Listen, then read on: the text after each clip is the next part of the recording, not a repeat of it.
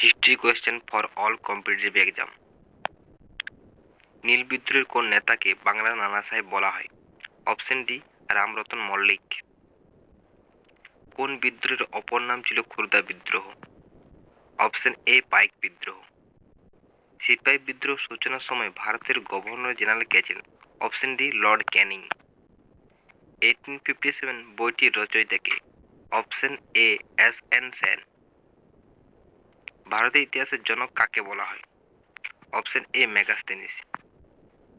1857 সালে মহাবিদ্রোহের সময় দিল্লির মুঘল সম্রাট কে ছিলেন? Option D Bahadur Shah Zafar. কার প্রকৃত নাম ছিল রামচন্দ্র পাণ্ডুরঙ্গ? অপশন সি তাতিয়া টোপি।